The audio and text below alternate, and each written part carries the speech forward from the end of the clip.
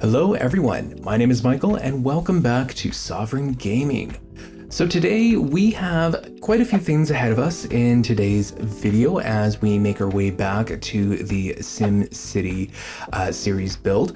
And so one of the biggest things that we really have to tackle today is what this seawall is really going to look like. Now I mentioned it before, but in today's video, the seawall kind of, it kind of takes a shape and form of its own, not something that I actually ended up intending, but you know, sometimes you just have to play the game the way that it is given, and when it comes to create a world, I just have to roll with the punches sometimes. And in today's episode, it is very much that. Although at the end of it, I do think that it does turn out nice, regardless of not being able to execute on the original vision that I wanted. But that's okay. That's just something that I had to adjust for, and I really think it still turned out pretty well, even though I had to make some changes. So basically, to explain what happened is the original vision that I really wanted to execute was building a seawall out of the sidewalks just to surround the government campus, and then I was going to border those sidewalks with some retaining walls. However, in order to achieve the shape that I wanted, which included using diagonal sidewalks, and you'll see it briefly on screen in the next little while here, is that what it would do is it would completely glitch out and it would cover a significant portion of the ground with the sidewalk texture, and it just looked really glitchy and weird and awkward.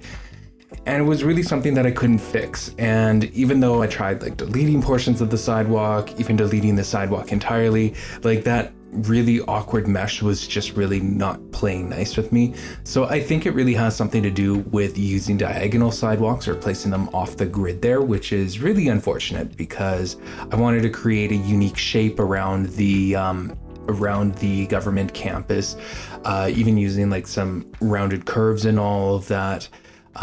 Where I could, and yeah, it wasn't really something that was plausible in the end because it just wanted to glitch out, and no matter what I did, it wouldn't fix it.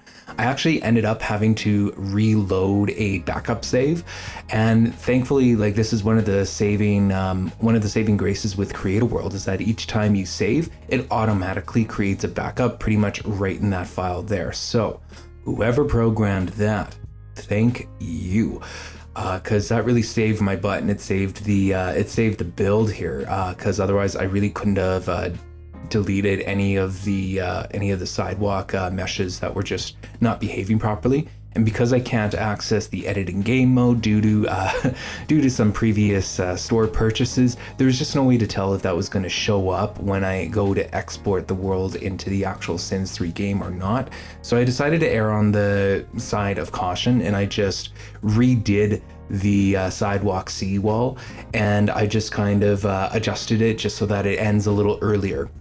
So yeah, when the glitch reveals itself during this episode, you'll see a lot of progress actually lost in terms of the sidewalk seawall getting built because I did have to reload from an older save. Again, thankfully I save pretty often, so it's not like I lost a lot of work, and the fact that the backups are created automatically each time you save within the Sims 3 Create a World is again such a saving grace in this case. Also, as a side note to myself, I am going to try to avoid using diagonal sidewalks that don't conform to the grid from now on, only because they are so difficult to get to look right. I even got frustrated at one point, and I just really had to walk away from this project at one point, just leaving the imperfections as they are, just because it was just getting to a point where it was just too much. The way that road layouts and the way that sidewalks behave are really the same in terms of it not being very malleable. It's very much you click, you drag a certain point, and then it kind of conforms the shape depending on where you are dragging that point out to be. Granted, I have done a lot of that in this series so far. However, I'm going to be honest, it is something that I try to avoid as much as I can, only because it is very difficult to actually get to look nice at the end. Even some of the road curves that I did, I was just gonna have, like for the sizing that I wanted, especially in the boulevard between the city hall and the future police station, I had to just accept that curve at the end of that boulevard there just as it was, because it's not going to be perfect, and I am quite okay with it being playable as opposed to perfect. So I just walked away from that, and that was really the same case here with the sidewalks, is that I used these diagonal sidewalks just really killed me in terms of like maintaining the same width of the seawall that I wanted. So yeah, that's why you'll see a bunch of imperfections. It's just that there was really, like, unless I really wanted to spend hours on perfecting it, it just wasn't going to take. So yeah, that's why the seawall isn't so perfect. However, because I am putting planters in the middle of most of them, it should help to hide some of those imperfections as we go forward.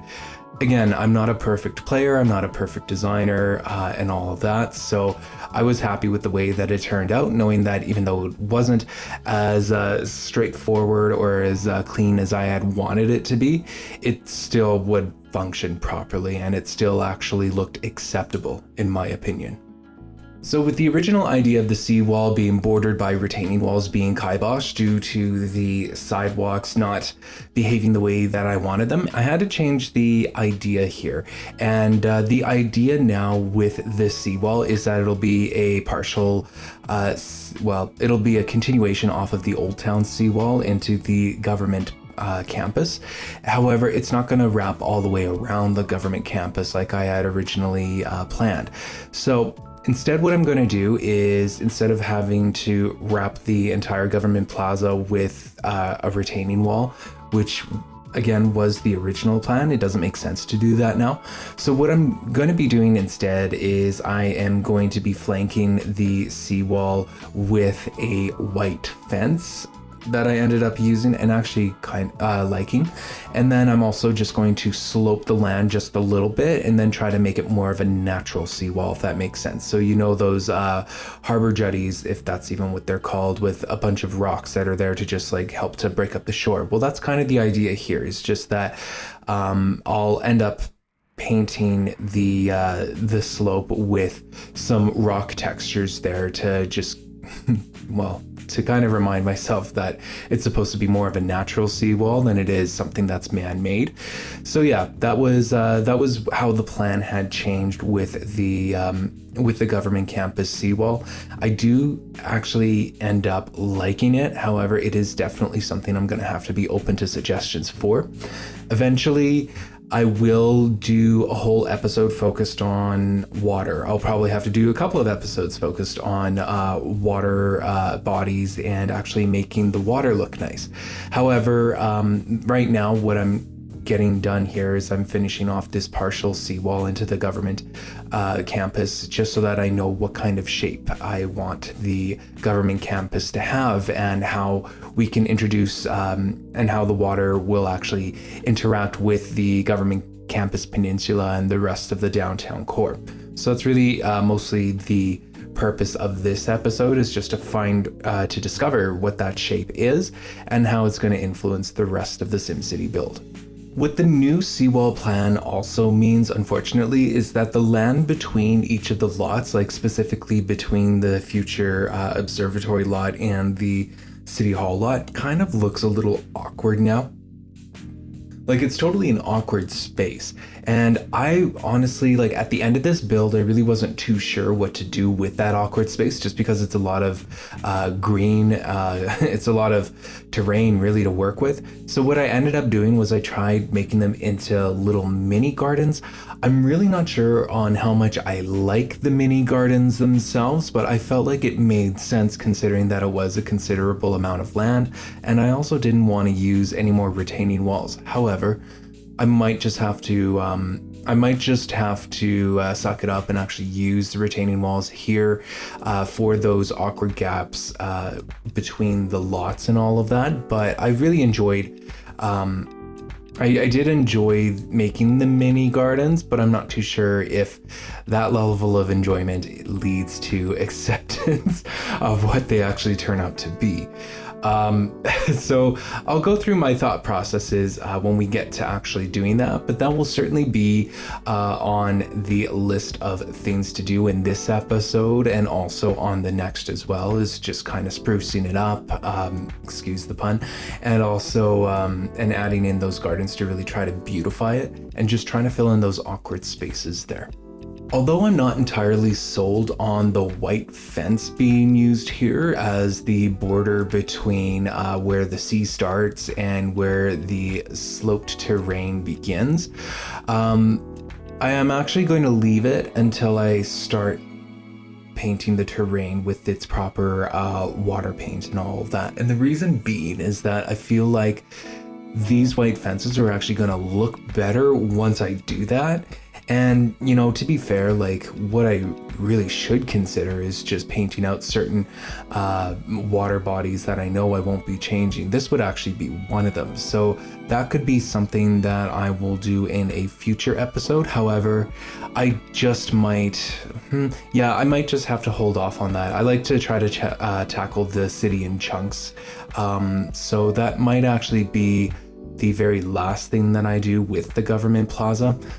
I'm sorry, I'm just kind of getting a new idea here and talking it through, so I do apologize there. So yeah, eventually I will start to paint the water and all that, and I do think that now is a pretty good time, like when we finish up the government plaza, and just to try to get it right and how that will look. So you can look forward to that in an upcoming episode in the near future there. But for now, I wanted to keep the white fences there just because I don't have the full picture and I don't know if they will work or they won't work. At this point, I won't take any feedback for the white fences until we're actually done the painting of the water terrain and all of that. And yes, we are still, I'm still considering this part of the map, like the warmer climate or the tropical climate, let's say you, and all that. So that will certainly be the color scheme that I will be going for, since we've got palm trees all over the place.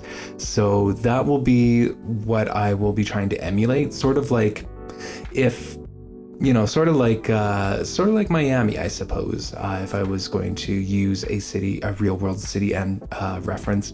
But like I said, the Sims lore in general kind of jumps all around in terms of where SimCity actually is located. Like some think it could be located in a temperate location. Others think that it could be in a tropical location.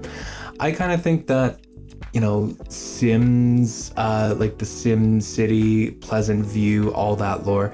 I think that, you know, it, like even when you look at the beginning neighborhood in The Sims 3, like it's kind of a mix of both. If I'm going to be completely honest, like they didn't go with a straight up theme like they would with Sunlit Tides or Starlit Shores or even Twinbrook. The Sunset Valley was certainly had a very open concept in terms of the actual location it was located in. So I sort of wanted to emulate that in this build, but also distinguish it by determining that certain areas would reflect certain climates because of the height, because that would actually sort of make sense. I hope it makes sense. It's going to be fun, and once I start actually painting the terrain on the water, I'm hoping that the white fences here will actually make sense, or make more sense, I should say. The placement of these fences is really going to bring us towards the end of this episode for the time being at the government plaza. So, the government campus, excuse me. So we still have plenty more that we still need to do here.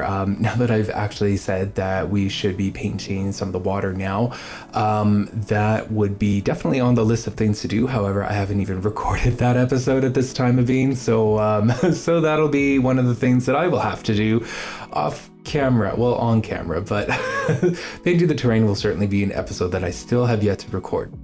Anyways, if you enjoyed this episode, if you're enjoying the SimCity Sims 3 build series here, feel free to give me a like and a subscribe if you want. It certainly helps the algorithm, and it certainly helps the channel reach more viewers so that we can all enjoy this and so that we can all celebrate The Sims and the franchise for giving us such great games to actually play with. Anyways, I just wanted to thank you so much for watching, and I hope you have yourself a wonderful day.